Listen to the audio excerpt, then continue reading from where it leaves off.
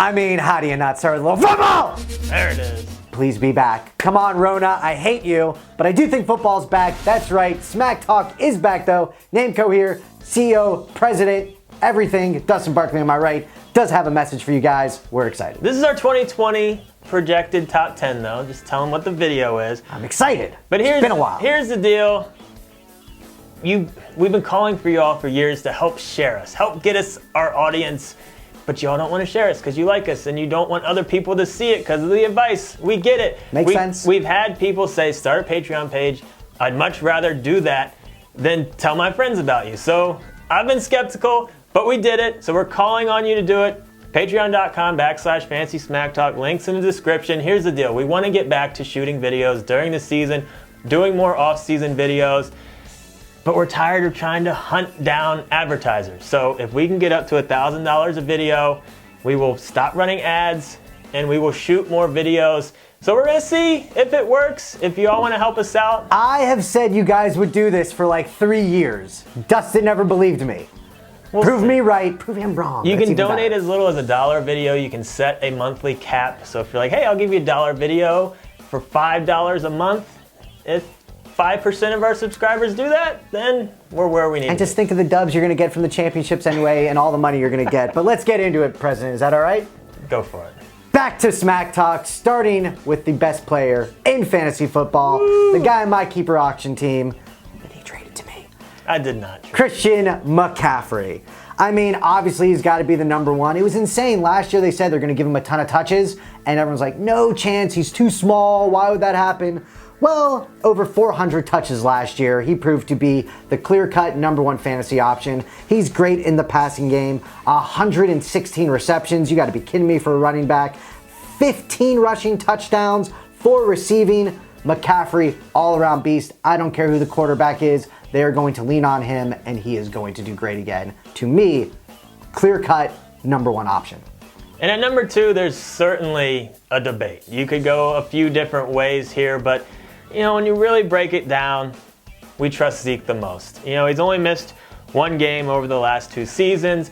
We trust that offense. It's an extremely balanced offense. You know he's going to be getting the goal lines. There's not really much competition at all for other carries out there. And when you look at his numbers last year, I mean, 14 total touchdowns. And you're happy with the receptions, you're happy with rushing, receiving. He just does it all. We just think he's the safest number 2 pick.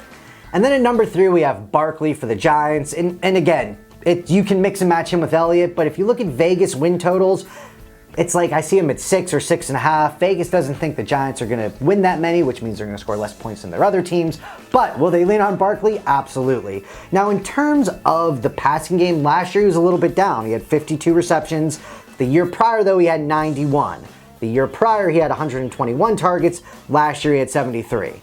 I think we're going to split the difference. I could see about 100 targets to him. Plus, he's a running back, so what is he going to do? He's going to rush the ball. Over 1,000 rushing yards last season and 6 rushing touchdowns. I believe he had 2. Correct, he had 2 in the passing game. Again, they're going to lean on Barkley. I think it goes back to a little bit closer to 2 years ago than last year. And even if it is like last year, he's still a beast. Well, you know he was playing hurt most of the year too, so get him back healthy this year. Who comes back from a high ankle sprain in 2 weeks? I mean, that was insane. I mean, it's nuts. Adrian Peterson. Probably. Put him in He's that a freak of category. nature. Derrick Henry is next. I mean, this is a guy that just, when he's on, he is on.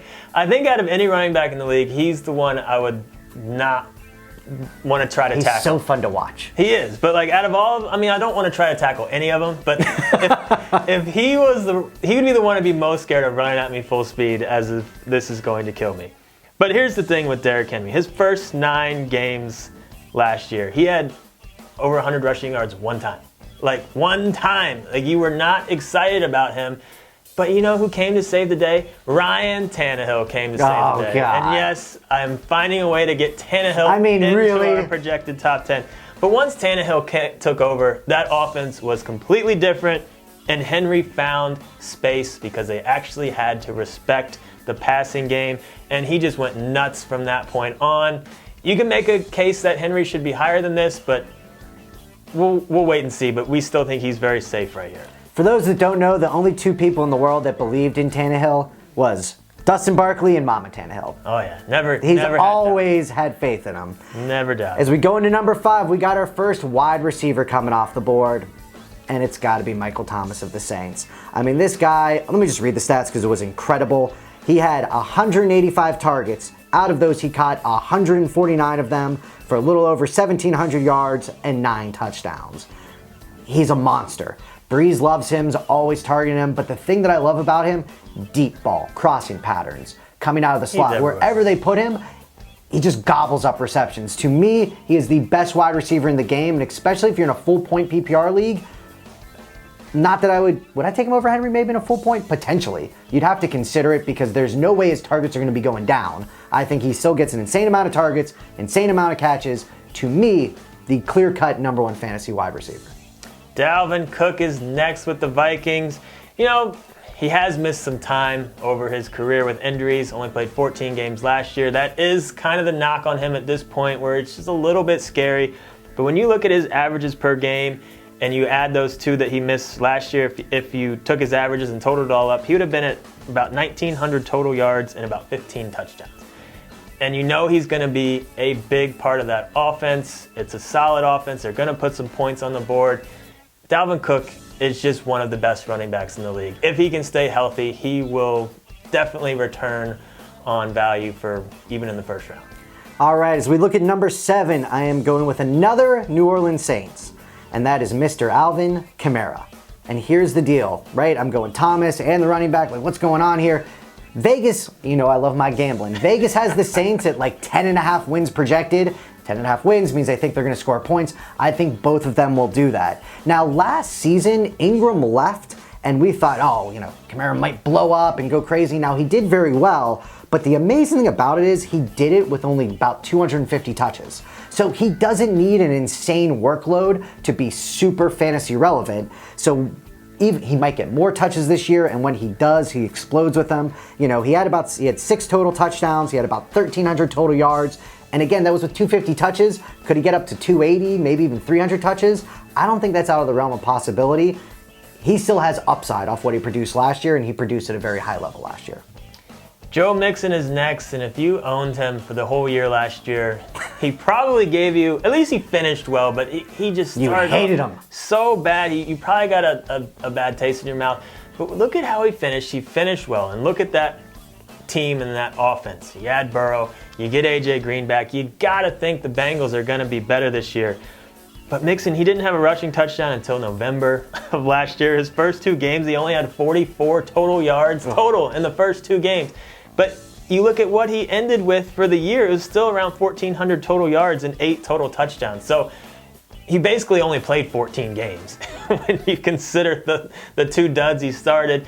And with the offense getting better, in theory, the arrow is pointing straight up for Mixon, so that's why we think he's worthy of a first-round pick. Love the young buck, AJ being back. A lot of, they should be better. Lots of pluses. All right, first one that's, we might get a little flack for, but hear me out, and that is Josh Jacobs, the running back for the I was going to say Oakland, the Las Vegas Raiders. Weird. It is weird. Very weird. Now, what did he do last year? He had about 1,200 rushing yards, and he had 7 touchdowns. What he didn't do was catch the ball a ton. He only had 27 targets with 20 receptions. But will he grow this year? We think so. And the interesting thing about his 7 touchdowns, it only came in 4 games. And it's not because they bring somebody else in on the goal lines and all of that. He's a big boy. He's also going to get the goal lines. The fact he only scored in 4 games and a couple of those were double-digit touchdowns, I think that this year, him having 10, 11, 12 touchdowns is very realistic. They're going to lean on him. He's the type of guy, whenever you're up in the air, towards the end of the first round, there's a lot of good receivers you're going to be able to get on the way back. So lock in a running back, take one of those receivers on the way back. Because the next receivers, in my mind, it's more of a coin flip. And that's the tricky thing with the 10th pick. We had a hard time with this one. I mean, we went with Tyreek Hill, but you could have gone with Adams, Julio, maybe Hopkins in his new home. Do you go with Chubb? Do you go with Ryan Tannehill there? I'm kidding. You mean Lamar. I am kidding. But we went Tyreek Hill. I mean, here's the deal. You kind of just have to throw out last year with all the stuff he had going on, and then Mahomes not being 100%, and just but even still, he had solid numbers. I like that he can throw in some rushing stats. And with Hill, he's just one play away from having a monster week, and he does that all the time. I mean, true, Julio, Adams, they might be a little bit safer, but, Hill just has the wide We go receiver for one. championships at Smack Talk. We go for championships, and out of all those guys, I think Hill has the highest upside. So that's why we're putting him here. He's still safe. We just think his upside's a little higher. Oh, random. Are we going Lamar or Mahomes as the first quarterback? Are we going to fight about that? Maybe. Are we going to fight? It's a Because you know 1A who I want to It's a go. 1A, 1B, but we'll talk. You in the comments let us know who should be going first. Check out our Patreon. We're happy to be back. We are going to be doing more preseason stuff, so get in there, check us out. Prove Happy me to be right. back. Prove me right. I've been telling this guy for like 3 years. That's what y'all have been asking for. What the community asks for, they normally come through. We have an awesome community. We'll see. For the love, weird. Weird.